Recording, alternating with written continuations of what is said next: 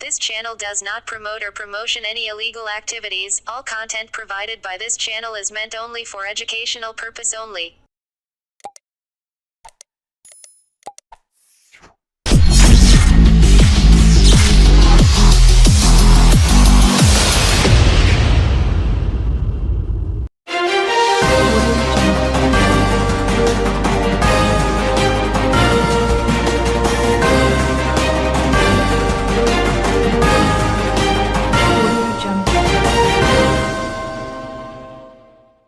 পঁয়তাল্লিশ বছর পর সরকারি জমি উদ্ধার ত্রিবেণীতে।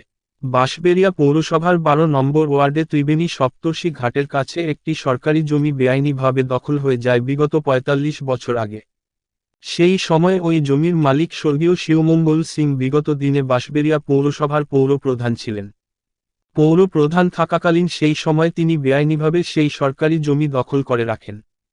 বর্তমানের বোর্ডের তৃণমূলের পৌর প্রধান আদিত্য নিয়োগীর উদ্যোগে সেই সরকারি জমি আজ উদ্ধার করা হলো পুলিশ ও প্রশাসনিক আধিকারিকের উপস্থিতিতে।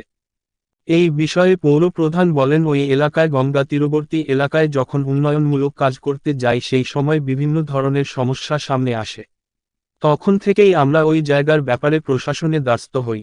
তখন জানতে পারি বিগত দিনের তিনি পৌর প্রধান ছিলেন, তিনি তখন থেকেই নিজের নামে দখল করে রেখেছিলেন। সমস্ত বিষয়টি তখন জেলা প্রশাসনকে জানানো হয়।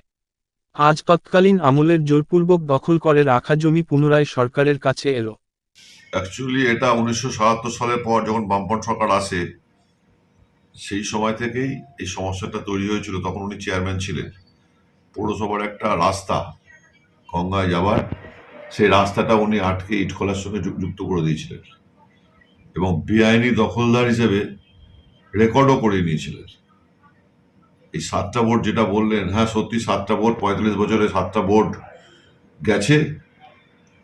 আমি যখন ওই ত্রিবেণী উন্নয়ন করার জন্য এগিয়েছিলাম তখন আমার গঙ্গা ঘাটের ডেভেলপমেন্ট করতে গিয়ে আমরা কাজটা করতে পারিনি।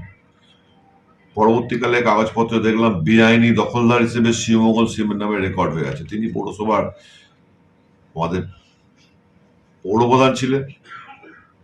সেটা আমাদের ক্ষেত্রে খুব অসুবিধা ছিল কাজের। অন্যান্য কোনো বোর্ড কেন জানি না রিস্ক নেয়নি, কিন্তু আমি প্রশাসনের হস্তক্ষেপে এভিকশন মামলা একটা করা হয়। তারপর আমাদের রায় দেন। সেই রায় হওয়ার পর আজকে আমরা ডেপুটি ডিএলআর উপস্থিতিতে আমরা ওই জায়গাটা দখল নিলাম। কত বিঘা হবে, কত ছিল? রাস্তা বিঘা হিসেবে না, একটা পুরো রাস্তা, সরকারি মানুষের যাতায়াতের রাস্তা গঙ্গার পাড়ে। কারণ আমাদের সঙ্গে ইরিগেশনের একটা কথা হয়েছে সেচ দপ্তরে, ওখানে আমরা কিছু কাজ করে ইরিগেশন আমাদের জমি দিতে চেয়েছিল, সেই জমিগুলোকেও পর্যন্ত ঘিরে রেখেছে উনি। সেই জমি ভেতরে ঢুকতে পারছিলাম না। সেই রাস্তা মানে বিঘা কাটা হিসেবে বলতে পারবো না, লম্বা চওড়ায় বেশ বড়, বিরাট রাস্তা।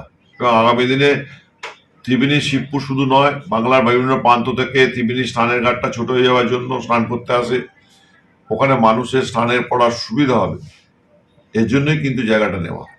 চেয়ারম্যান থাকাকালীন কি এই সুযোগটা কাজে লাগিয়েছিল? আমার মনে হচ্ছে যে রেকর্ড সংশোধন করিয়ে নিলে বিএলআর অফিস থেকে, নাহলে কি হবে এইভাবে একটা রেকর্ড করিয়ে নেয়। যতবার কাজ করতে গেছি ততবার বাধা পেয়েছি। গত ৩ বছরে প্রচুর বাধা পেয়েছি কাজ করতে গিয়ে। সেই জন্যই আমাদের একটা বোর্ড সিদ্ধান্ত নিয়েছিলাম আমরা, যে যখন আমি বোর্ড অফ আপনার যেটা বলে প্রথম ২০২১-এ আমি চেয়ারম্যান হই, অ্যাডমিনিস্ট্রেটিভ বোর্ডের চেয়ারম্যান হই, তখন থেকে আমার লক্ষ্য ছিল ওই রাস্তাটা আমাদের বার করতেই হবে। সেই লক্ষ্যটা পূরণ হয়েছে ৩ বছর পরিশ্রম করার পর। এমডির একটা ডেভেলপমেন্ট কুম্ভ মেলায় কেন্দ্র করে প্রায় ৫ কোটি টাকা আমাদের একটা কথা হয়ে আছে, ওখানে ডেভেলপমেন্ট করবো এবং একটা বাইপাস করবো বলে আমরা এগিয়েছিলাম, যে ত্রিবেণী শহরের মানুষের খুব অসুবিধা যানজটের জন্য। সেটা করতে গিয়ে আমার লক্ষ্য পড়লো যে এটা দখল নিয়ে বসে আছে জৈনব শিবমঙ্গল সিং।